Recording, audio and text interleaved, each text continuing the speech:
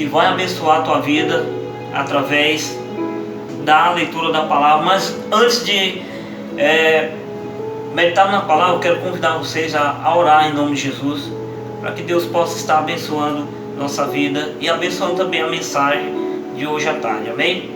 Pai querido, Deus Todo-Poderoso, te agradeço, Senhor, por essa tarde maravilhosa de terça-feira. Te agradeço pela tua misericórdia e graça em nossas vidas, Pai. Te agradeço, Senhor, por até aqui o Senhor ter nos mantido, Pai, de pé, firme, forte, na rocha, que é Jesus. Te agradeço pelo teu amor incondicional, Pai, manifestado aqui, Pai, na terra, através de Jesus Cristo de Nazaré. Amor, Pai, que foi até a cruz do Calvário e se doou, se entregou em nosso lugar. O pecado que era meu, o preço que era eu que tinha que pagar, o teu filho pagou por mim na cruz do Calvário. Então não há demonstração maior de amor do que essa, de o Senhor como Pai ter dado o teu único filho para resgate de muitos. Então te agradeço, Pai, por tudo. Te peço que já fala no nosso coração o que o Senhor quer falar através da palavra, Pai. Fala no nosso íntimo, cura, liberta, restaura, faz o teu mover assim como o teu Espírito quer fazer, que ele tenha total liberdade para agir em nossos corações enquanto ministro a tua palavra. Assim eu te oro e te agradeço em nome de Jesus. Amém. Querido, a mensagem que eu trago hoje para você está lá em 1 Pedro, capítulo 1, versos 3 em diante. Diz assim a palavra do Senhor: Bendito seja o Deus e Pai de nosso Senhor Jesus Cristo, que nos regenerou para uma viva esperança, segundo a sua grande misericórdia, pela ressurreição de Jesus Cristo dentre os mortos, para uma herança que não perece, não se contamina e nem se altera, reservada nos céus para vocês, que são protegidos pelo poder de Deus mediante a fé, para a salvação preparada para se revelar no último tempo. Amém?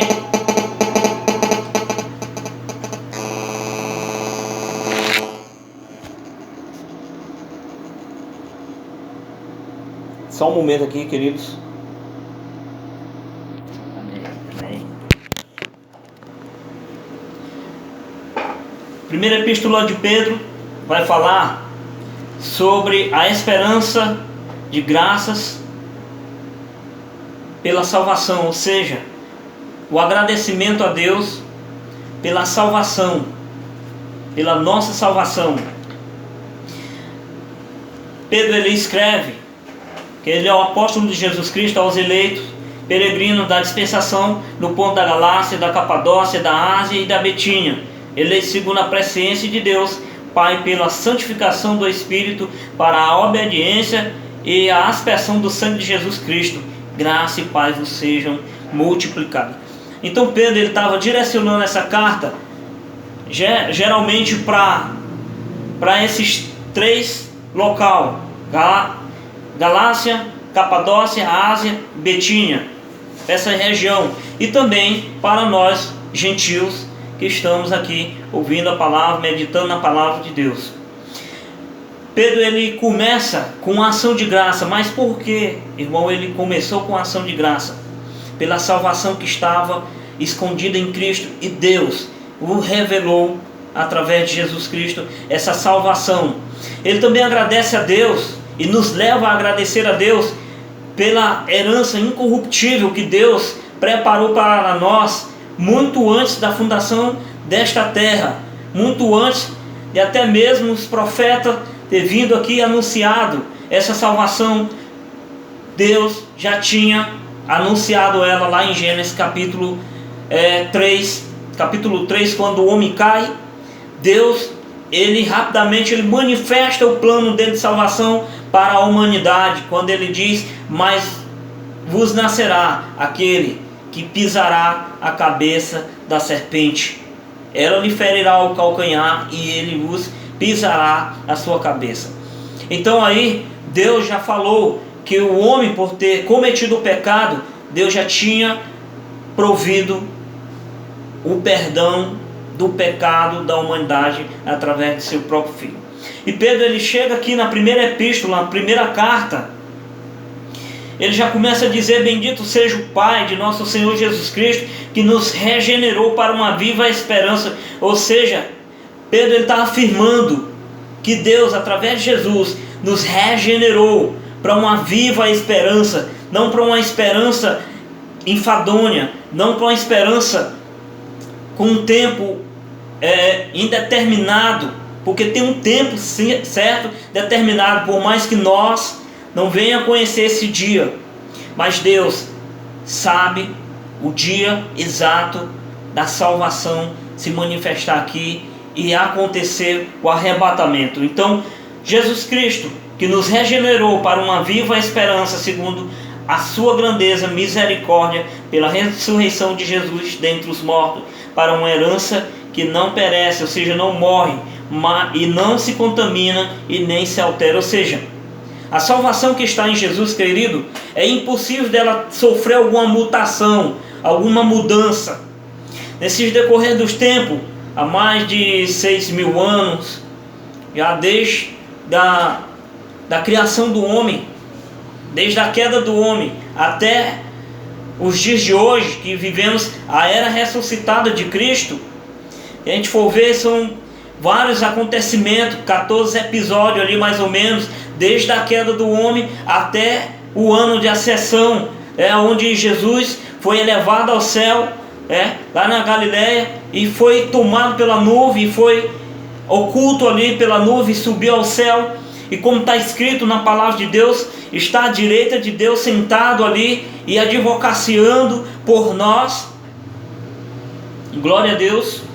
Então, desde esse tempo até os dias de hoje, Pedro, ele faz aqui um resumo, e ele entendeu que nós devemos agradecer a Deus por ter nos salvado através de Jesus. Às vezes, querido, o que é loucura para o mundo é poder de Deus para aqueles que crêem. Muitos de nós somos indagados porque cremos e temos a nossa certeza na salvação. Sabe por quê? Porque nós confiamos em quem morreu e ressuscitou ao terceiro dia. Nós confiamos que Deus, Ele não é homem para que minta. Ele é Deus e nunca se achou uma mentira nos lábios de Deus. Então Ele prometeu nos salvar através de Jesus, e Jesus morreu na cruz do Calvário, ressuscitou ao terceiro dia, e disse lá em João capítulo 14, é necessário que eu vá, porque se eu não for, eu não enviarei o Consolador, mas quando eu for, eu enviarei o Consolador, que vos ensinará acerca de todas essas coisas. E quando eu for ao Pai, eu vou vos preparar um lugar para vocês. E quando esse lugar estiver preparado, eu voltarei e levarei vocês para morar comigo e para viver aonde eu estou vivendo. Essa foi a promessa de Cristo, e é nessa promessa que nós nos abraçamos, que nós alcançamos, é que nós confiamos, é nessa promessa. Nós não acreditamos e nem confiamos em carro, nem cavalos, nem nos seus cavaleiros, mas depositamos a nossa fé em Jesus. Uma das grandes dificuldades, querido, do nosso país e no mundo inteiro, é a falta de fé. Jesus, ele foi bem claro em sua palavra. Ele disse: até a vinda do Filho do Homem, será que vai ser possível achar fé?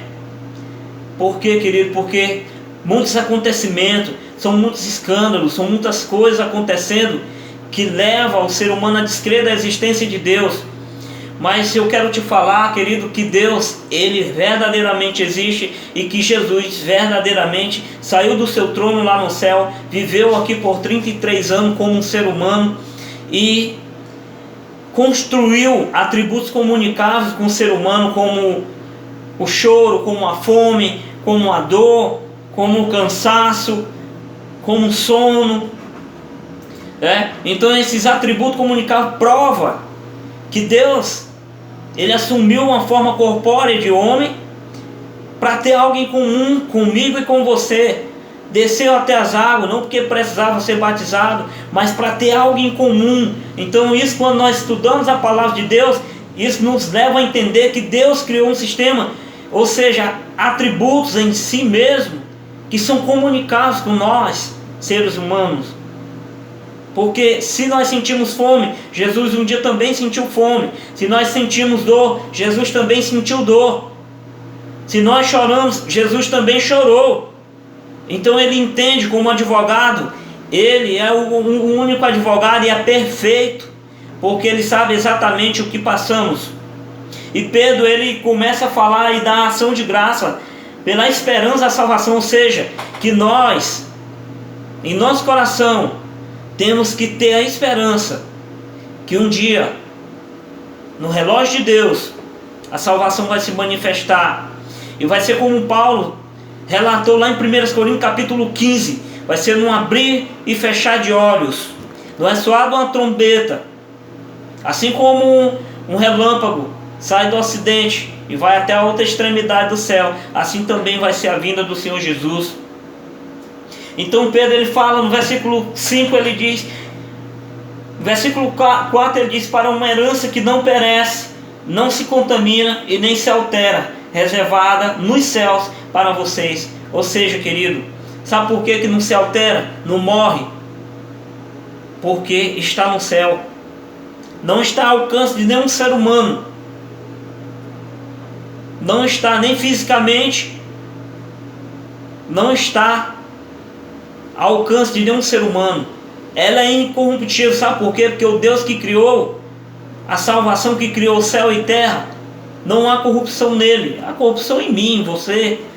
Nós temos aqui a nossa natureza pecaminosa. Não podemos nos esconder desta realidade, mas também não podemos nos acovardar e nos entregar ao sistema da carne, mas sempre sim guerrear contra ela, lutar, como Paulo fala, militar contra essas vontades carnal, para que nós possamos obter a salvação através de Jesus. E Pedro, ele escreve a primeira epístola, no primeiro capítulo, no versículo 3, ele começa a dizer: bendito seja o Deus e Pai de nosso Senhor Jesus Cristo, que nos regenerou para uma viva esperança. Ou seja, bem-aventurado, abençoado é Deus que criou a salvação através de Jesus. Então hoje, querido, eu não sei em quem você tem depositado a tua esperança. Eu não sei se você tem esperança, para te falar a verdade, mas eu sei que há um Deus no céu que está olhando para a tua vida, olhando para o teu sofrer.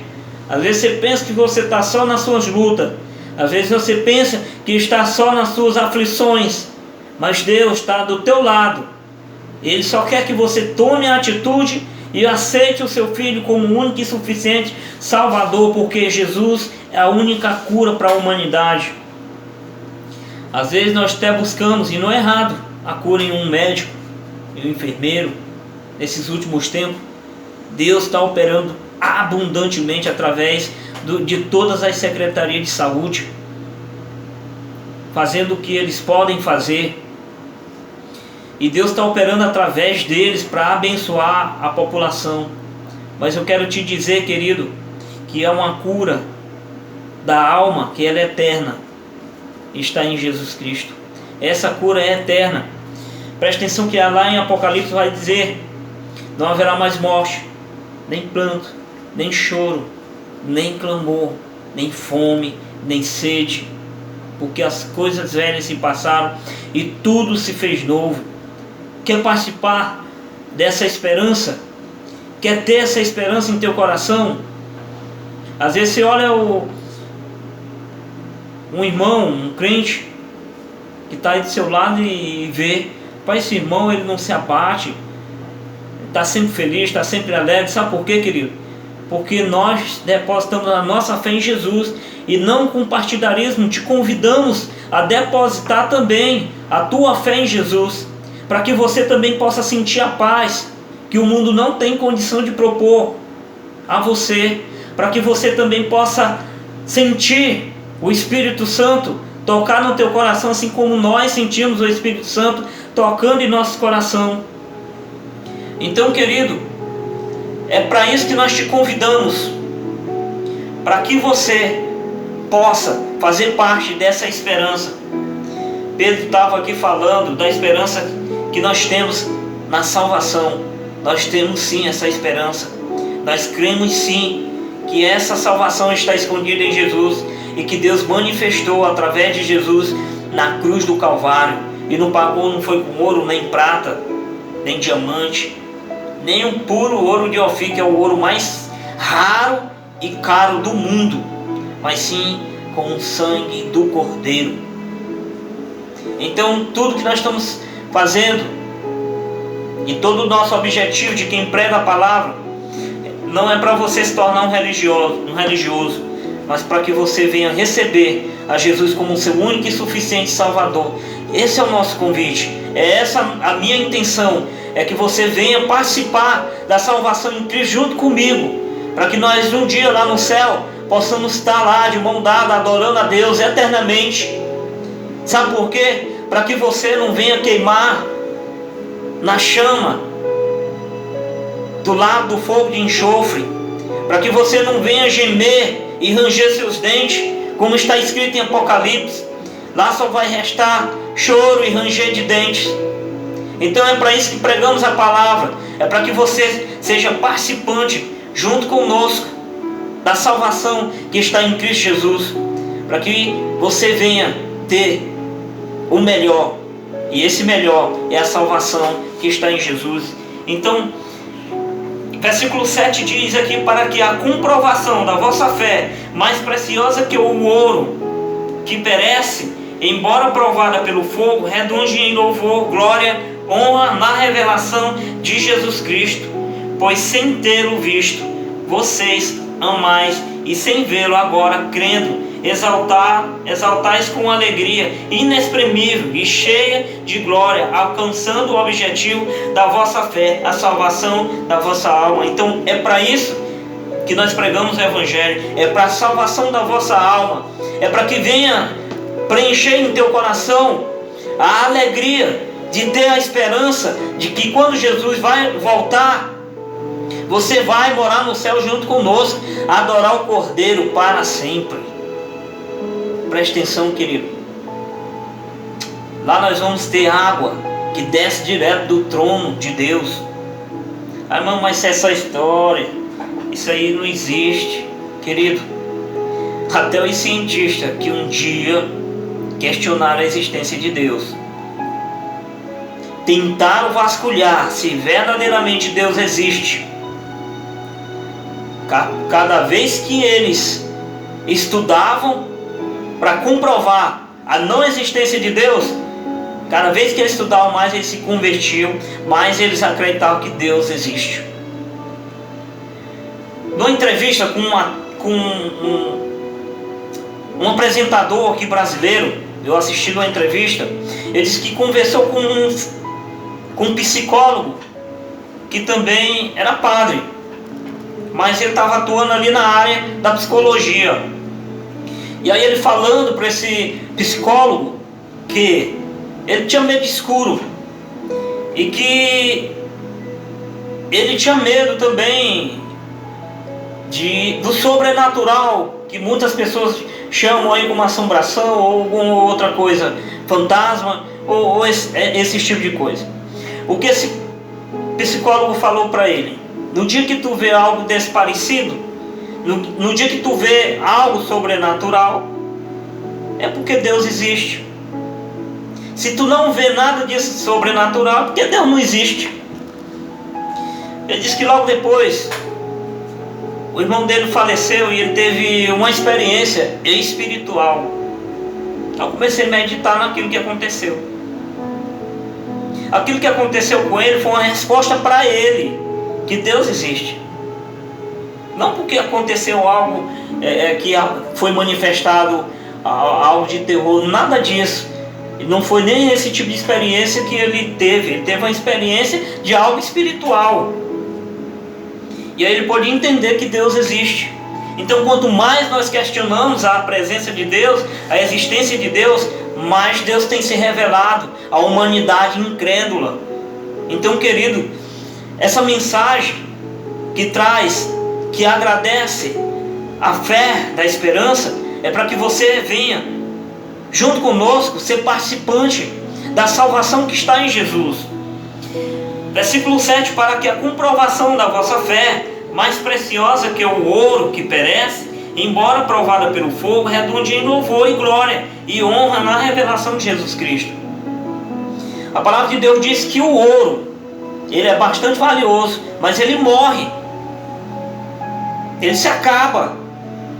Mas a nossa fé não. Por mais que ela passe pelo fogo, por mais que nós passamos por adversidade, por provações, eu quero te falar que todas as provações que passamos é para que venha render a Deus honra, glória e louvor. Então, querido, nós te convidamos para ser participante junto conosco da salvação em Cristo. Lá não haverá morte, nem choro, nem pranto, nem clamor. Não haverá também nem dor e nem ranger de dente, porque as coisas velhas se passaram e tudo se fez novo. Então o objetivo da pregação do Evangelho genuíno, eu estou falando do Evangelho genuíno, é para que você venha ser salvo através de Jesus e viva eternamente, seja feliz diante do nosso Rei e o adore em espírito e em verdade, e conheça o nosso Deus, o Deus que os crentes servem, e conheça o amor dele, conheça a graça dele que se manifestou através de Jesus. Então essa é a intenção da pregação do Evangelho. Pode até ser loucura para aqueles que estão morrendo em seus pecados, mas para nós não, que cremos em Deus, é o poder de Deus para a nossa salvação. Então Pedro está falando aqui na epístola, levando a essa a Galácia, a Capadócia, a Ásia, a Betínia e todos os eleitos na presciência de Deus, a entender que nós todos os dias temos que agradecer por termos em nós a esperança da salvação. Porque até a fé, querido, até a fé foi Deus que nos deu. Nada vem do homem para que nós não venha nos vangloriar na presença dele, Deus. Até a fé, se você tem fé, foi Deus que te deu a fé. Sabe por quê? Porque a fé é a garantia do que se espera e a prova do que não se vê. É algo espiritual, e só quem crê, só quem confia em Deus tem fé. Então, querido, que essa mensagem hoje possa trazer em teu coração a fé, a esperança de que nós temos a salvação e que você precisa fazer uma aliança com Cristo. Sem ela, querido, é impossível o homem entrar no reino do céu. Amém? Eu quero orar por você em nome de Jesus. Pai querido, Deus Todo-Poderoso, eu te agradeço, Senhor, pela tua mensagem. Agradeço, Pai, pelo teu amor. Agradeço, Senhor, por o Senhor nos levar a entender que precisamos, Pai, manter dentro dos nossos corações, da nossa alma, do nosso espírito, Pai, e na nossa mente, a esperança da salvação, que são homens e mulheres salvos através de Jesus Cristo. Muito obrigado, Senhor, pelo teu amor incondicional. Eu te agradeço, Senhor, por cada pessoa que ouve o programa. Te agradeço também por aquelas que não ouvem o programa. Te agradeço pela cidade de Buriti, Pai. Que o Senhor possa estar guardando, Pai, debaixo da tua mão forte e poderosa, Pai. E que toda mentira de Satanás possa cair por terra em nome de Jesus. Que toda a armadilha de Satanás investida contra o teu povo, contra a tua nação, não venha prosperar, Pai. E que nós, Pai, a tua nação brasileira, Senhor, possa se unir com uma só mente, um só corpo, uma só fé e uma só esperança, Pai. Para que possamos, Pai, alcançar a tua salvação que está escondida em Cristo Jesus. Pai, destrói o espírito, Pai, de divisão. Destrói, Pai, o espírito de partidarismo. Destrói, Pai, o espírito, Senhor, de individualismo, Pai. Ó Senhor, o espírito que leva, Pai, os próprios das nações, Pai, a querer se dar melhor em cima uns dos outros, Pai. Eu lembro, Senhor, do povo lá de Israel, no livro de Neemias, Pai, Quando o Senhor, Neemias, capítulo 1, quando o Senhor chama Neemias para construir o muro, e o povo, as nações da lateral, Pai, circunvizinha, estavam zombando, mas algo, Pai, dentro da sua própria nação não agradava ao teu coração. A própria nação estava se degladiando entre si, estavam, Pai, brigando entre si. Então, Pai, o Senhor chamou o teu povo, o exortou e fez eles entender que eles precisavam ter uma só fé, uma só esperança, para que pudessem ser uma nação bem-sucedida. Então, Pai, que o Senhor possa também, Senhor, estar chamando a nação brasileira, para que sejamos um só corpo, uma só nação, que é a tua igreja em Cristo Jesus. Eu te peço, Pai, em nome de Jesus, tem misericórdia, perdoa os nossos pecados,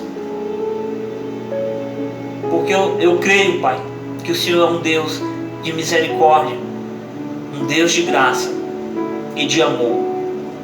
Eu creio, Pai, que a tua palavra é remédio, é cura para os enfermos, é direção para os perdidos, é esperança para quem está aflito.